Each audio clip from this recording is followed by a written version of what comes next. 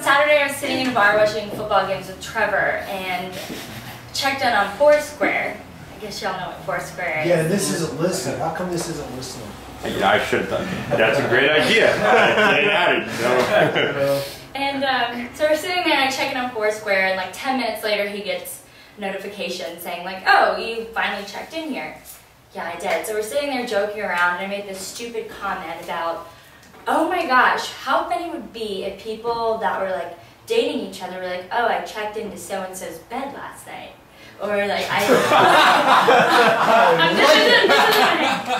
like, okay, that'd be funny. Or, oh my gosh, I checked into his couch last night. It just got me thinking about how people really like to know where other people are. Or, you know, like, everyone likes this whole check-in thing. Facebook's doing it now, and everybody's on Twitter, like, I'm here, I'm here.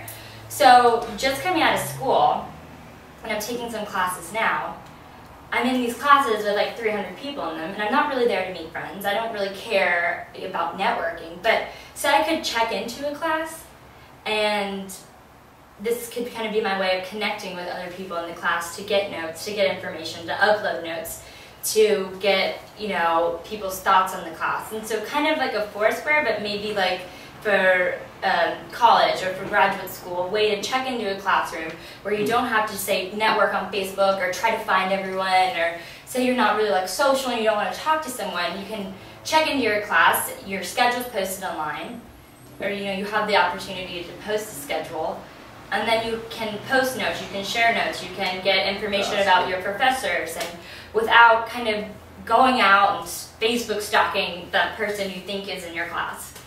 And you know, I would love to do that now because I'm not really in school anymore to meet friends or to socialize. It's kind of, I'm there to get school done, get my information, and kind of it'd be helpful if I missed on something that you have the notes, or I could share the notes back with you, or let's maybe get a little, instead of idea kick, a little study group going or something. So that's kind of where that all started. That's cool. Like Foursquare for education. But when you check in and you see everybody else that you're checked in with, you can like share notes and information about the class. Yeah, and like little forum. That's pretty cool.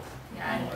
I thought the bed concept was genius. I really did. That was just a joke. Because it's so racy that, I mean, the whole room laughed. I mean, like, think about if the country laughed. I mean, it just seems cool. To dovetail on that, we went to, so at Startup Weekend, there was an actual startup that launched that got featured on like the New York Post. It was called Submate, and what it does is it's a check-in thing for commuters on a certain line in New York when they ride the subway.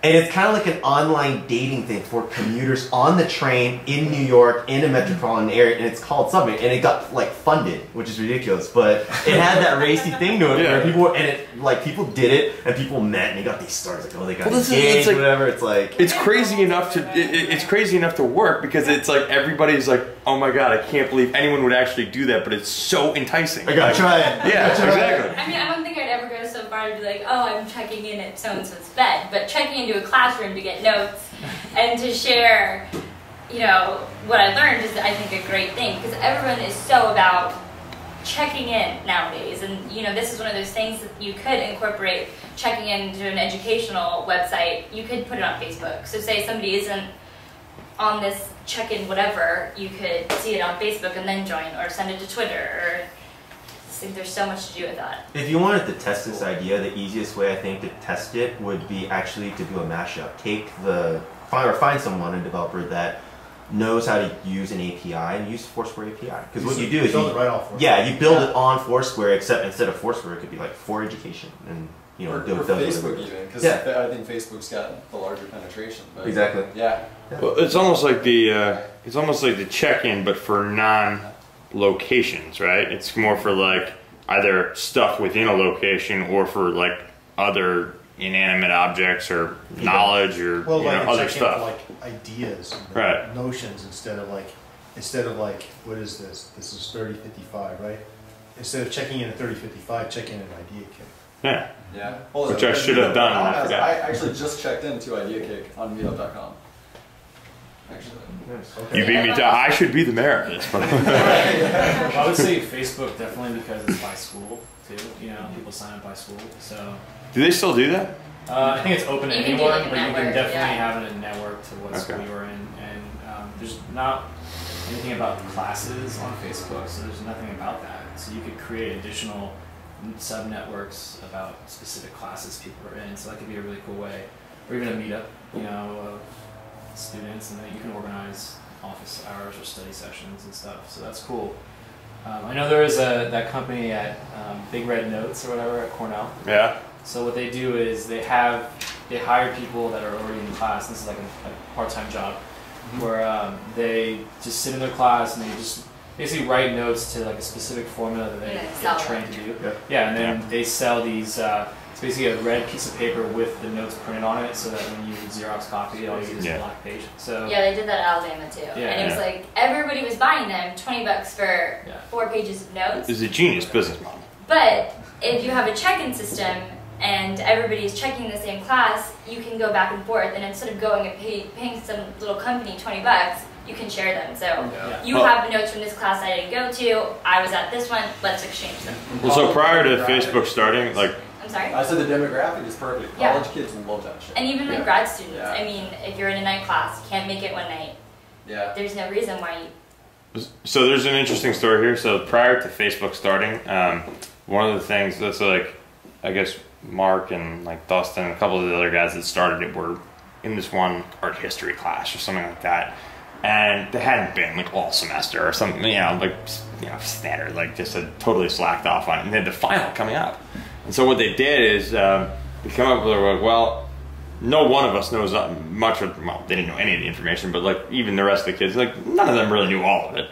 But collectively they knew all of it. So they came up, well, is there a way that we can create this thing where like it made it easy for whatever you knew to sort of be expressed? They all got A's in the class because of that system. Never went to a single lecture.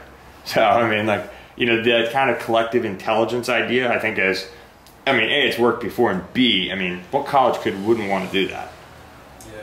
I almost feel like it's about proactively rather than reactively organizing it. Because while I would use it, I was one of the few people in my classes who took diligent notes and who would be willing to upload. But there's always a drop off when you have to click something, when you have to upload it, when you have to share it. So I would ask myself, what kind of is the market penetration? What percentage of college students actually take notes and then would be willing to share them? But maybe rather than kind of reactively viewing them, you want to take a proactive approach and kind of organize study groups where, you know, I'm not advocating this, but you go to this class, you go to this class, and then we'll share notes if one can't make it to the other. So I guess I have a question, and I'm not really doing the social bit much. I actually just joined Facebook 2 weeks ago. All right. I don't know what Foursquare is. So how many here use actually Foursquare or do any sort of check-in stuff? Okay. So I presume you guys do a lot of the check-ins when you go someplace, but I presume the point of the check-in to actually communicate to somebody that you're there and they can actually consume the information that you're there. So how many people here actually react to the fact that somebody's checked in? I definitely do, because on the iPhone it shows it kind of front and center, and Nicole's have you acted upon that information ever? Absolutely. So one time, literally, I checked into Balboa. Nicole was east side west. I was like, "Hey, what's up? Come across the street. I'm over here." Okay. But I know because it seems to me like everybody's checking crazy, but nobody actually does anything with the fact. I think a lot of it depends on the device you have, because it has to do with how the notifications are displayed. On the iPhone, it's really simply, it flashes red on the screen. I think on a BlackBerry it works a little differently. I'm not sure because I don't have one. It also depends on your location too, and how many people you've got around. It's like, you know, most of my friends are in the city and I'm in East Bay, so there's not, you know, it's a little. I think to ride on your idea, which is, or someone mentioned like kind of like crowdsourcing, it would be a concept of like a note swap or note exchange where it's kind of open source and you're relying on the goodwill of users to upload. It is a kind of a pain, but the thing is you can organize by class, right? It would some sort of way. Yeah, it's not just like it's not just like art history or it's not just political science. This is this specific class. Right, and it would be like crowdsourced.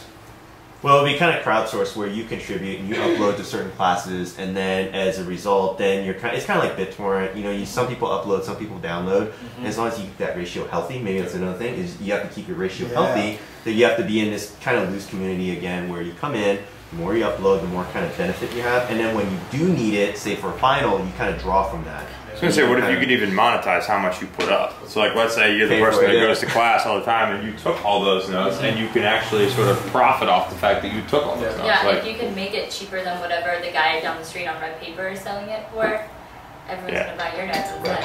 Okay, thank you. and that is time, thank you. All right, we got one more slot. Who's it